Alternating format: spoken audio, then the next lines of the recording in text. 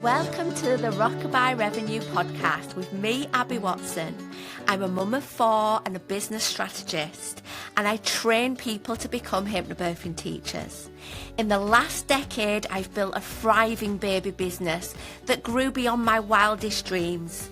This podcast is for you if you run a business or dream of running a business in the birth and baby industry. You want to change lives whilst making more money. I'm talking about creating sustainable income whilst being present for the people that matter most. I believe for our baby businesses to have the impact we desire, we must be rewarded. On this podcast, expect me to share actionable strategies without the jargon.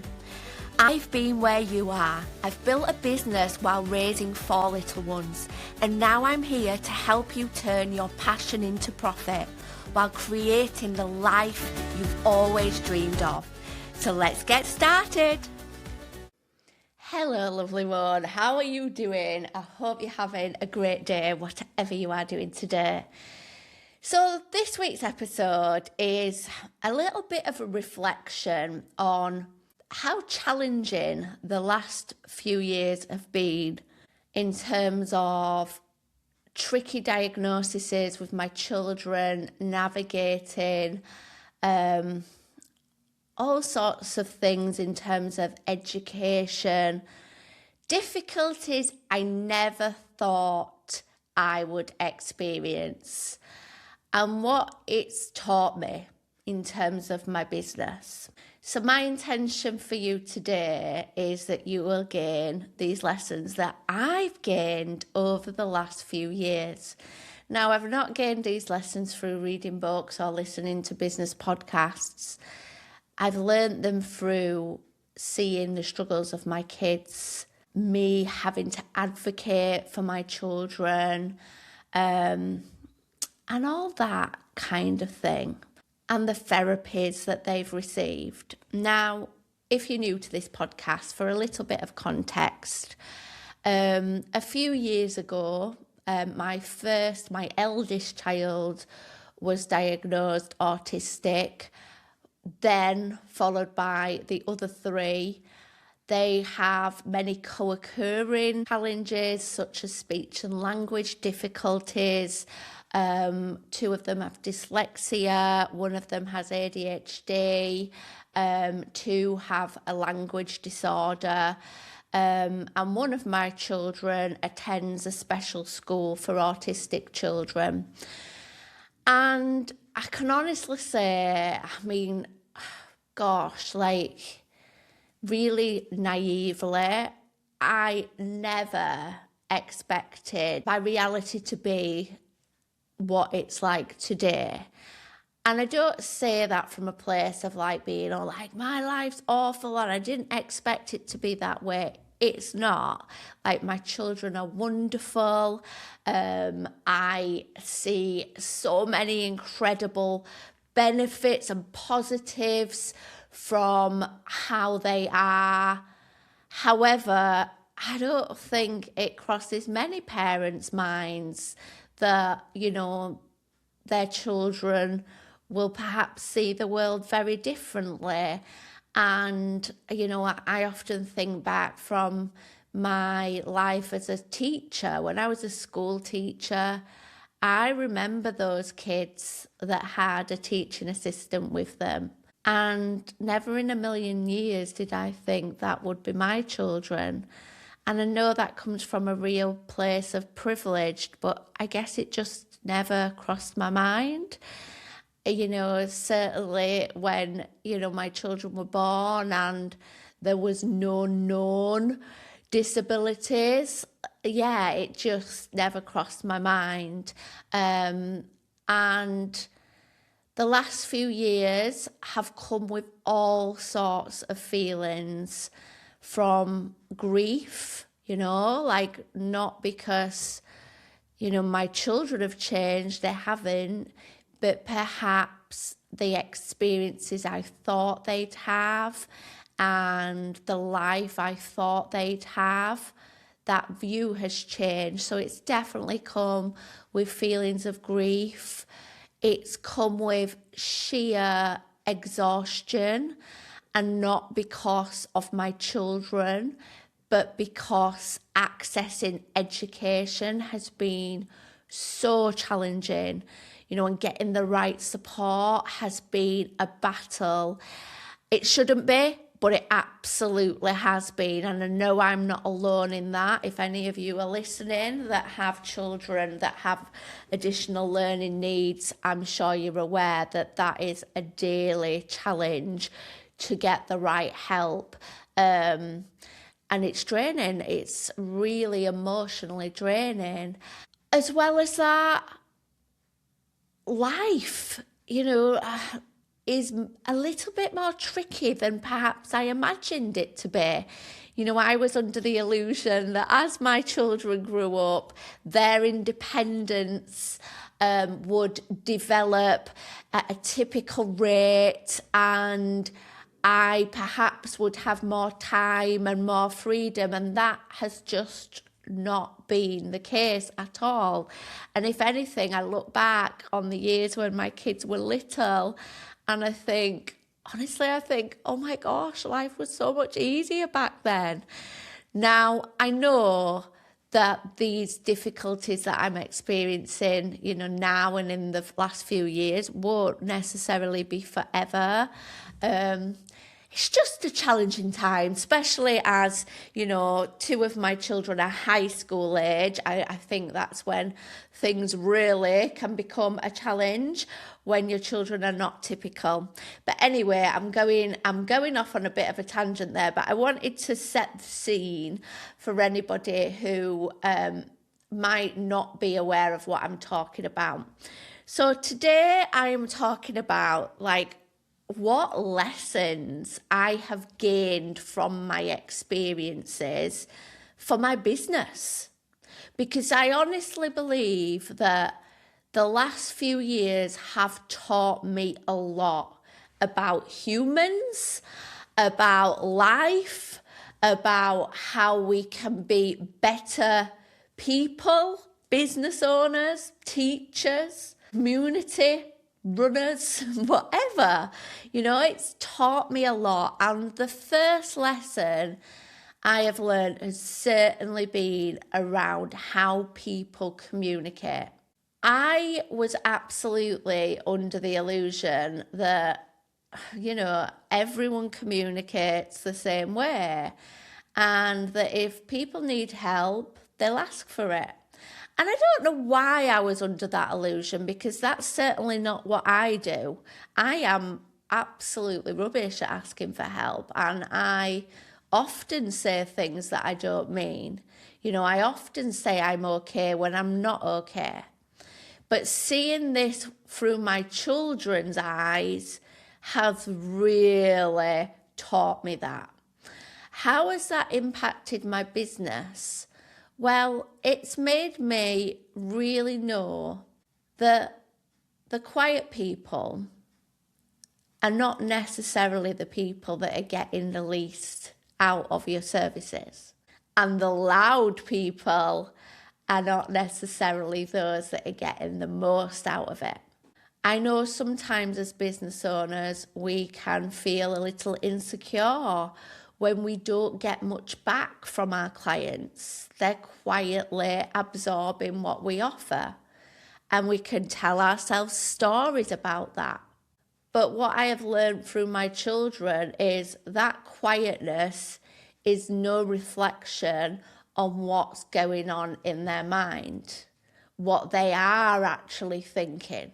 In terms of communication, it's shown me a lot about how we need to communicate in terms of our marketing too. So many people, not just my children, have challenges with language. It's said that many adults have undiagnosed language disorders. And certainly that is the case for my generation, when neurodiversity wasn't even a word mentioned. But a lot of people do have struggles that they don't even realise they have. challenges understanding information that they don't realise they have. They just think they're bad at it. And why has this taught me a lesson for business? Well, I tell you what it's really taught me. And if you are multitasking, I want you to pause for me now and really focus on what I'm saying, because I want you to hear this. We need to focus on being clear and not looking clever. I know as business owners, sometimes the feeling of being an imposter, the feeling of having imposter syndrome can almost make us feel that we have to throw in lots of fancy language and tell everyone everything we possibly know about a subject, because when we add all that, we become more respected as an expert. But the reality is that actually we just make things really unclear.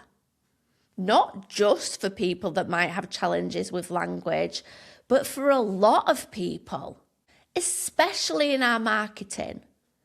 You know, when people have limited attention spans, they're scrolling on by, they're looking at several different websites. We need to focus on being clear and not looking clever. I'm not saying we can never use technical language, but use it and give the context and explain.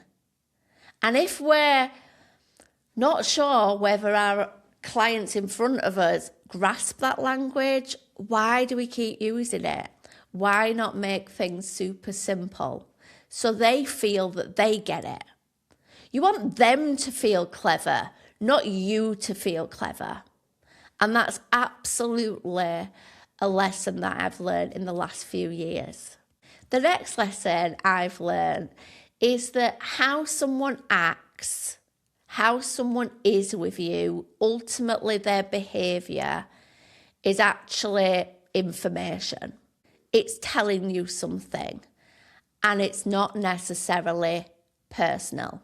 Now, one of my children has the most intense meltdowns, and when she is melting down, like the insults about my parenting come thick and fast, you know? I'm the worst mother in the world. She hates me. She's acting that way because I'm not listening, all these things. And it could be really easy to take that personally, you know? And sometimes I do, because I'm only human. But this can also happen in our work life too, in our businesses. Now, hopefully we're not having clients that are having meltdowns and shouting abuse at us. I'm sure that's not happening. However, we might have someone attend our course where they seem a little bit dismissive. They seem a little bit uninvolved. They seem to actually poo-poo things that you say. And again, we can take that behaviour really personally. And we can think, oh my gosh, I'm rubbish. I'm not engaging this person. This person doesn't like me. I'm not good at what I do. Or we can actually remember that often people have got a lot going on that we don't see or know. Their dismissiveness may be more a reflection of the fear they're feeling, or the deeper anxiety they're feeling about the situation they're in, and nothing to do with your course. You know, I think often back to, reluctant birth partners when I was a hypnobirthing teacher. The ones that seemed a bit sarcastic about everything. And don't get me wrong, these were few and far between. Most birth partners, although they arrived sceptical, after that first session, they were fully on board. But there'd always be one, there'd always be that one client that you were like, oh my gosh, birth partner is really like immature and, really doesn't seem to be taking this very seriously. And again, it's easy to make that about us when actually maybe that's a bit of a defense mechanism. Maybe actually that birth partner is feeling like they should already have this sorted out. They shouldn't be worried about this. And actually that's coming to the surface in sarcasm and maybe disengagement, when actually consciously they're not meaning to come across that way. And actually they're gaining quite a lot from your course, So behaviour of other people isn't often about what we've done.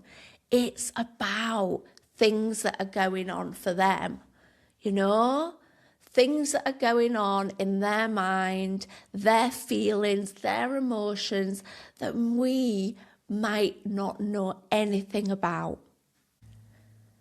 Another way this might show up, well, it might be the person who inquired about your service and then ghosted you. They seemed so keen and now they've just vanished. And again, you're thinking, oh, have I said something? Have I put them off and my price is too high? And we think about all the reasons that we've made them disappear, when actually, again, we don't know what's going on for them. There might be something in their life that's really taking so much emotional energy. They may have had an emergency. They might have had a difficult decision to make about something else, and that's meant that they forgot to reply to your message. So again, let's not make assumptions about why someone has done something, and let's certainly not make it about us, because often people have lots going on that we don't see and we don't know. Now, my final biggest lesson that I've learned from my own children is that for my kids, I thought I would be celebrating a great first year at secondary school. I thought I would be celebrating them doing really well, on their reading. And that's never been the case with my kids. They, are not very academic. They don't on paper, get the grades that, I don't know, I just imagined they'd get. And honestly, I say this, please don't misunderstand me. I'm not bothered about that. Like, I'm not some kind of parent that feels that their child should get the highest grades. But again, I'll be honest with you here. I was under the illusion that, as long as your kids tried hard and, they were encouraged at home, they'd do well. And, that hasn't been the case. But what I do celebrate? Oh my gosh, I drive away from my eldest son's school when I drop him off, and I feel the biggest wave of pride and gratitude because he gets out the car and he walks in. He tells me about some of the other kids in his class. He's now started to speak a little bit to his teachers. He's been there nearly 6 months, and before this point, he's never said a word. I celebrate those things, and those things seem like the biggest successes ever, and they really are. They really are. And I tell you what this makes me think about in business. The little things, or what may seem the little things, are actually the big things. You turning up and doing an online taster session on Zoom, and you feel like you should be celebrating the fact that, you had 30 people show up. But that wasn't the reality. You didn't have 30 people show up. But you blooming clicked go live and you did it. You did it. And that was your first of many. That was a huge success. That was a huge thing you did. Would the you of a few years ago imagine you'd be doing that type of thing? You recording a video to put on your website, even though you're scared, but you did it? Oh my gosh, that's the big thing. The things to celebrate in business are not necessarily the numbers, the stats. Actually, they can be what appears to others as the little things, because they show just how much you have grown, how courageous you have become. The old you probably never imagined you'd even be running a business. Never mind doing things in your kitchen that most people never think of doing. And by that, I'm talking about writing a social media post. Most people dream about what they're going to do. Oh, one day I'm going to run my own business. One day I'm going to take the plunge, and they never blooming do it. And you've done it. And that courage, that is something to celebrate. And maybe it's not celebrating a promotion or celebrating how much money you've got in the bank. Maybe it's actually celebrating what could seem like everyday little things that actually are a big deal. So there you have it. That was a bit of a personal one for today. And I've got to admit, I'm sat here now second guessing everything that I've just said in terms of, oh my gosh, do the listeners feel that I'm disappointed my children have got special educational needs? I don't. I want to be really clear about that. What I'm trying to communicate is life looks different to what I thought it would look. And I tell you what, I wasn't going to talk about this, but, I'm one for going off on a tangent, and I never set up a business because I thought, oh my gosh, when my children are older, I'm going to need to be around a lot. Actually, I thought that when my children were older, I'd have that time in the school day to completely throw into work whatever work I'd be doing at the time. And the reality is, these days, my time on my business is limited. Even when I come to my office, as much as I focus on work, I am also chasing up the local council. I'm also reading a report, filling in a form, all these things that I never imagined I'd have to do. Thank goodness I pushed myself in those early days of motherhood to build a business, because a lot of parents in my position have had to ditch jobs they love. They're not able to work because they never know whether their child's going to go into school that day.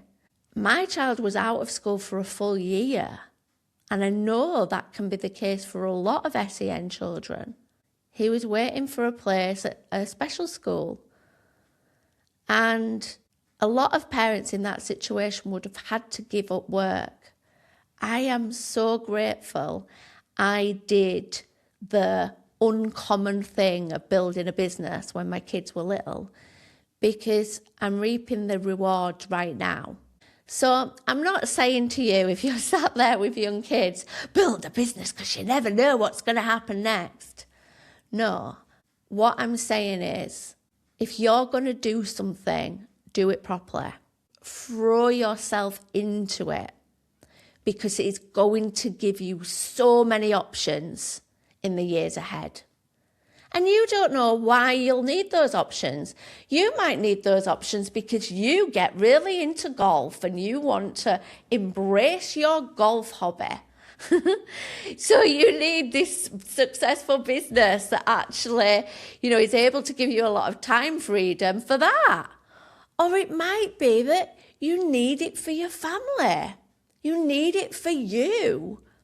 So if you're going to do something, throw yourself into it, because there's a version of you in the future that will be so grateful you did.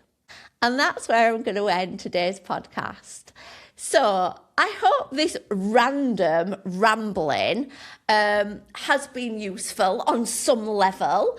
As always, I love to hear your thoughts on the podcast. So do come over to my Instagram at loveyourbirth_training. Also, if you're listening to this on Spotify or Apple, please do leave a 5-star review. It really, really, really helps us reach more people. It's dead easy to do, and it makes this person, Abby Watson, very, very happy. So, as always, keep on changing lives, and I shall see you next time for another episode of Rockabye Revenue. See you next week. Bye.